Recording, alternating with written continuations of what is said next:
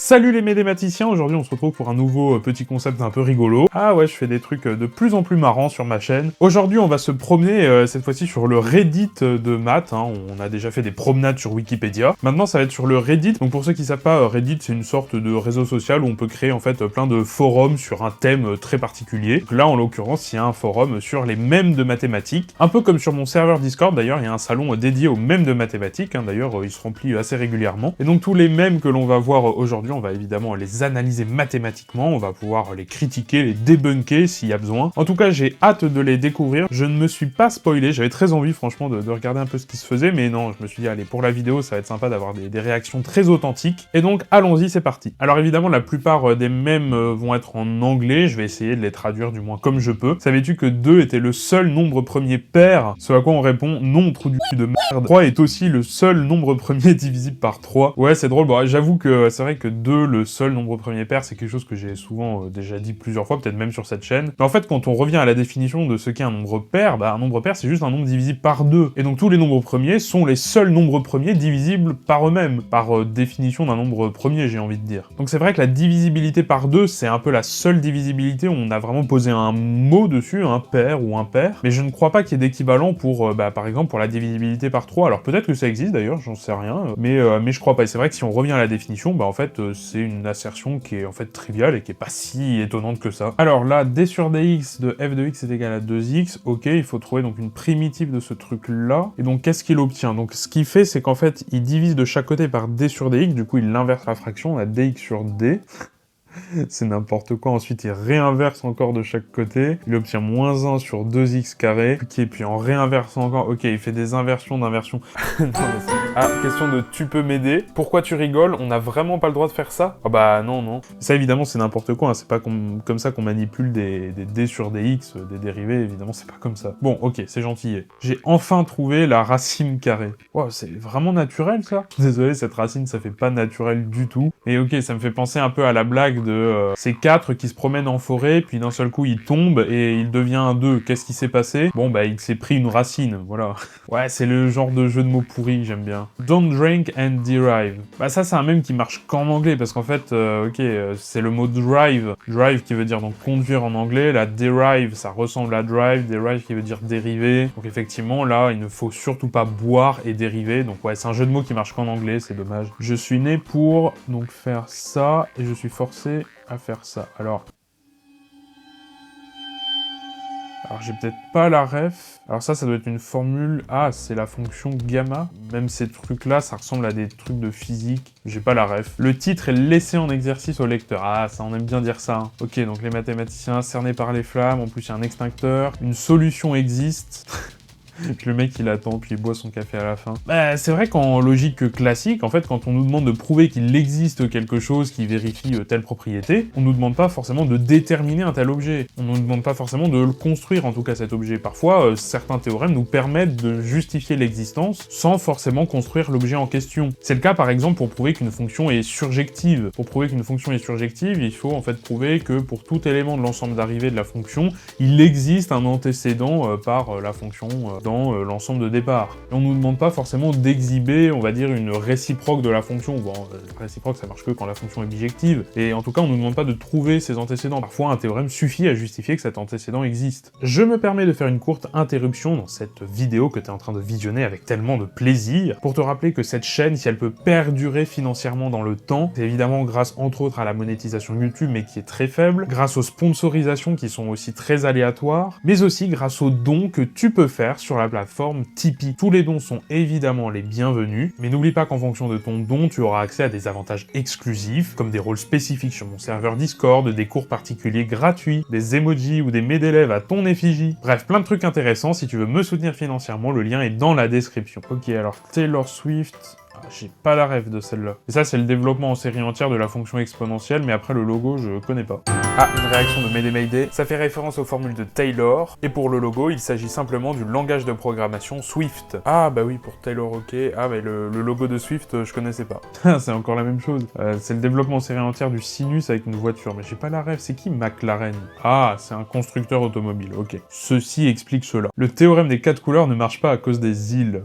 Alors ouais, le théorème des 4 couleurs couleurs nous dit qu'on peut toujours colorier une carte avec uniquement 4 couleurs. Et il y a évidemment des conditions pour ces cartes, hein. Par exemple, interdiction d'avoir plus de 2 régions qui se rencontrent à un seul point. Puis il y a le fait de ne pas justement avoir d'île, il faut aussi que les régions soient connexes, enfin bref, il y a plusieurs critères. Et donc évidemment, si les régions ne sont pas connexes ou s'il y a des îles, bah du coup ce théorème ne marche plus, la preuve. Et alors du coup, c'est peut-être drôle, mais alors je comprends pas du coup le sens. Ah, en fait, peut-être que juste la blague réside dans le fait que, ok, ouais, en fait, les régions, effectivement, ici, elles sont juste pas connexes, en fait. La région A, la région B, la région C, ok.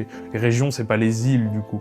Donc ouais, effectivement, si les régions ne sont pas connexes, le théorème des 4 couleurs ne marche plus. Mais du coup, j'ai envie de dire, même c'est même pas un mème qui est drôle, c'est un mème qui sert en fait d'exemple, justement, pour montrer que bah justement, si on n'impose pas le fait que les régions soient connexes, bah le théorème ne marche plus. Donc je trouve même que pédagogiquement, ce mème est vachement intéressant. Du coup, ça va pas, nous on veut des mèmes drôles. Allez, on passe au suivant. Ouh, attention de la politique. Ouh, je vais me faire démonétiser. Les gars, on a un problème. Ok, j'ai juste trouvé un petit problème. Au moment de la publication, donc Trump avait 247 grands électeurs, et il en a besoin de 270. S'il obtient la moitié de ce qui lui manque, il arrive donc à 259. S'il obtient encore la moitié de ce qui lui manquera, 265, puis 268, et au final, il atteindra jamais 270. Ok, ouais, en fait, c'est un peu le paradoxe d'Achille et la tortue. C'est un paradoxe qui n'en est pas vraiment un, puisque il se résout assez facilement. Mais en fait, c'est une blague mathématique que l'on donne souvent en guise d'exemple quand on fait de l'analyse, quand on débute, notamment sur le calcul des limites. En fait, c'est simplement Achille et une tortue qui font la course, mais la tortue a un peu d'avance par rapport à Achille. Et évidemment, la tortue avance moins vite qu'Achille. La question est de savoir quand est-ce qu'Achille va rattraper la tortue. Bah évidemment, quand Achille va atteindre le point où était la tortue au départ, mais la tortue aura quand même avancé un petit peu, donc il n'aura pas rattrapé la tortue. Du coup, Achille va devoir avancer encore un peu plus, mais pendant ce temps-là, la tortue aura encore avancé un peu. Bref, avec ce raisonnement, Achille aura toujours un peu de retard sur la tortue, parce que quand Achille va avancer pour rattraper la tortue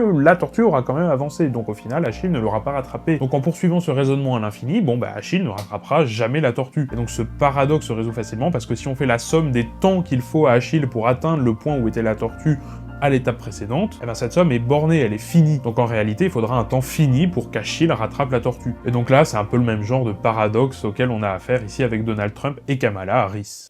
Ouh, c'est de la physique ça. Ah, je me souviens des champs vectoriels en physique, des champs de force, des champs de trucs. Oh là là, quelle horreur. Ouais, allez, au suivant. Ah, des tier lists. Tier list des théorèmes d'intégration. Alors ouais, le problème c'est que là, on dirait qu'il y a encore des trucs de physique là-dedans, je suis pas sûr. Waouh, quelle horreur. Ok, alors bon, le truc tout en bas, bon, c'est assez facile. L'intégrale entre a et b de la dérivée de f de x, bon, il manque le dx, mais bon, soit, c'est pas grave. C'est égal à f de b moins f de a. Bon, ça c'est le calcul usuel d'une intégrale. C'est simplement le calcul qui fait appel à une primitive de la fonction. Ensuite, on a une intégrale double avec des dérivées partielles. Waouh, quelle horreur. Ouf, mais déjà la deuxième, allez, au suivant. Ah, la fameuse somme des entiers qui vaut moins un douzième. Alors ça, je ne le répéterai jamais assez, mais c'est totalement faux. La somme des entiers ne vaut pas moins un douzième. Et c'est pas parce que Michael Launay en a fait une vidéo et qu'il a dit que c'était vrai. C'est pas parce que Ramanujan l'a rigoureusement démontré dans un papier scientifique. Et c'est pas parce que Chat Science en a parlé dans une de ses vidéos que ce résultat est vrai. Non, c'est totalement faux. La raison est simple, c'est que la série, elle diverge, et en l'occurrence, elle diverge vers plus l'infini. Et quand on a des séries qui divergent vers plus l'infini, bah on peut pas faire ce qu'on fait habituellement sur les sommes. En l'occurrence, les sommes infinies ne sont pas linéaires. Par exemple, on ne peut pas arranger les termes comme on les veut, c'est-à-dire mettre des parenthèses un peu où on veut dans la série. On peut pas non plus soustraire les infinis, donc si on soustrait à ça une série qui diverge elle aussi vers plus l'infini, on aurait une forme indéterminée du genre l'infini moins l'infini. Et c'est justement ce genre de résultat qui permet par exemple de prouver que la somme des entiers vaut moins un douzième. Mais si on cherche un peu, on peut aussi prouver qu'elle vaut moins un huitième, qu'elle vaut 65 536, en fait, on fait un peu ce qu'on veut. Mais bon, voyons voir ce que nous dit du coup ce mème de maths. Je pense que du coup, ce mème est fait un peu pour se moquer un peu de cette égalité, donc tant mieux, ça me fait plaisir. Donc effectivement, on a le développement, ouah, il manque des parenthèses par contre autour du 1 moins x là. On a le développement en série entière de 1 sur 1 moins x, c'est 1 plus x carré plus x cube plus, ok, on a compris. Si on évalue ça en 13, on obtient donc 1 plus 13 plus 169 plus, ok, ça me va. Ça fait donc 1 sur 1-13 qui est égal donc à moins 1 sur 12, moins 1 douzième, ok. Moins 1 douzième, on sait que c'est la somme des entiers, du coup, par hypothèse. Et donc si on fait la différence des deux, donc ça moins ça fait donc 0, ok. Et donc par linéarité de la somme, on n'obtient que 2 plus 3 plus 4 plus 5 plus 6. Alors je pense que du coup, il faudra soustraire les multiples de 13 quand même. Enfin, toutes les puissances de 13, pardon. Mais on obtient, voilà, un résultat qui est nul, ce qui n'a absolument aucun sens, quoi. On somme des entiers strictement positifs et on obtient 0. Enfin, ça n'a absolument aucun sens. Donc évidemment, tout ce qu'on a fait ici est complètement faux, d'accord? À ne surtout pas reproduire chez soi. Ah!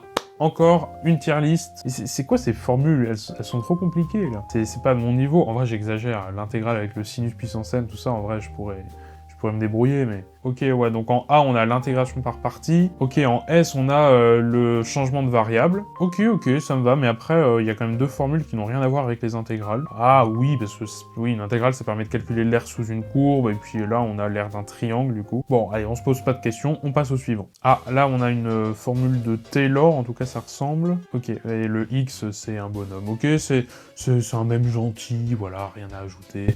Ah, bah on parlait de Ramanujan tout à l'heure. Et ben voilà, merci, effectivement, il va vers l'intuition et non vers la rigueur, effectivement. Quand le mec, il démontre que la somme des entiers fait moins 1 douzième dans un papier sérieux et scientifique, on peut pas prendre ce genre de choses au sérieux. Ah, encore le théorème des 4 couleurs avec les États-Unis d'Amérique. Ok, donc le gars semble avoir réussi à colorier la map des États-Unis avec 4 couleurs. Même si on fait attention quand même, hein, normalement, ça devrait pas s'appliquer, parce que bon, c'est pas un grave connexe, hein. On a l'Alaska, notamment, qui est complètement détaché. On a des îles aussi. Il y a peut-être même moyen qu'il y ait un point où il y ait 4 régions qui se rejoignent. Alors bon, je suis pas totalement sûr, mais il faudra regarder au niveau de la frontière comment ça se passe. Mais ok, soit. Ah, le fameux mème très connu pour montrer que c'est pas parce qu'on a raison que l'autre a forcément tort, puisque évidemment ça dépend parfois du point de vue. Donc normalement le gars de gauche il dit 6, le gars de droite il dit 9. Et là c'est très drôle parce que du coup le mec de gauche, eh ben, il donne carrément l'équation qui donne les deux solutions. Et oui, c'est quoi les solutions de valeur absolue de x moins 7,5 égale 1,5? Bah il y en a deux, c'est 6 et 9. Donc le gars à droite, il est forcément d'accord, évidemment. POV, tu es un mathématicien à la fin des années 1800 qui essaye de définir la continuité. Pourquoi est-ce que tu fais des fonctions en escalier? Ah bah c'est très drôle parce que ça, c'est l'escalier de Cantor, mon idole. En fait, cette fonction, elle a la particularité d'être continue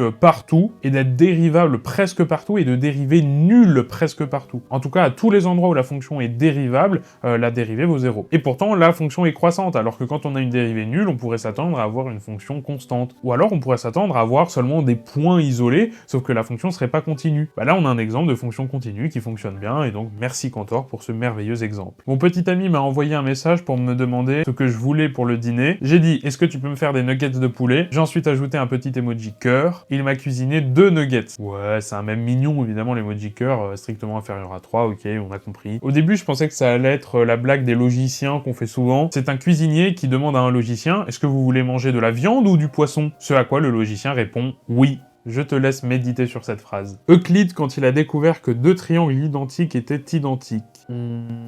J'ai pas la ref sur celle-là. Ah, peut-être que identique, ça veut dire semblable. 2 triangles semblables. Ok, non, j'ai pas la ref. Moi, qui termine de calculer l'intégrale la plus épuisante de toute ma vie, et évidemment la constante additive plus c qui reste derrière. Non, mais en vrai, le plus c, je trouve ça frauduleux. Parce que c'est vrai que je vois souvent ce truc-là. Quand je demande une primitive d'une fonction en cours particulier, ben, parfois on me rajoute le plus c. Sauf que c, je sais pas ce que c'est. Il faut le définir avant. Ou alors, il faut dire il existe c tel que. Ou alors, on le met carrément pas, parce que j'ai demandé une primitive. Peu importe ce que tu rajoutes derrière. Tu peux mettre plus pi si tu veux, ou tu peux mettre juste plus 0, tu peux mettre rien du tout. Quand on demande une primitive, t'as pas besoin de rajouter le plus c derrière. En revanche, si on te demande toutes les primitives d'une certaine fonction, là, il faut écrire rigoureusement il existe c tel que blablabla, et enfin rajouter le plus c à la fin. Allez, on termine avec un dernier. Quand le théorème a l'air vraiment intéressant, la preuve qui devient la démonstration est laissée en exercice au lecteur. Ouais, bah c'est ce que je disais déjà tout à l'heure. Ça, c'est vrai, en prépa ou à la fac, on nous l'a fait tout le temps. Oh là là, c'est horrible. Et en plus, parfois, les profs, ils déconnent avec ça parce que souvent, les preuves qui sont laissées en exercice, justement, enfin, des fois, elles sont horribles à faire. Ça m'est déjà arrivé, par exemple, d'essayer de démontrer pendant des heures et des heures un théorème qu'on avait justement pas prouvé en classe. J'avais même laissé tomber parce que j'y arrivais pas. Et puis 6 mois plus tard, le prof nous le donne en DM à faire. Et dans ce DM, il y avait des tonnes et des tonnes de questions intermédiaires. Enfin, je pouvais pas deviner tout seul seul, c'était infaisable. Et voilà, on s'est bien marré à analyser tous ces mèmes de mathématiques. Ça m'a évidemment rappelé quelques souvenirs très douloureux. J'espère que cette vidéo t'a plu, si c'est le cas, partage-la sur tes réseaux sociaux, lâche un like, un commentaire pour donner ton avis, abonne-toi à la chaîne pour ne pas manquer les futures vidéos, mais surtout si tu veux me soutenir financièrement, tu peux souscrire à la chaîne en cliquant sur le bouton rejoindre, tu peux acheter l'un de mes t-shirts dans la Médé boutique, en plus depuis quelques semaines il y a plein de nouveaux designs, et donc tu peux aussi me faire un don sur la plateforme Tipeee pour avoir accès à des avantages exclusifs. Merci et quant à moi je te dis à la prochaine, salut!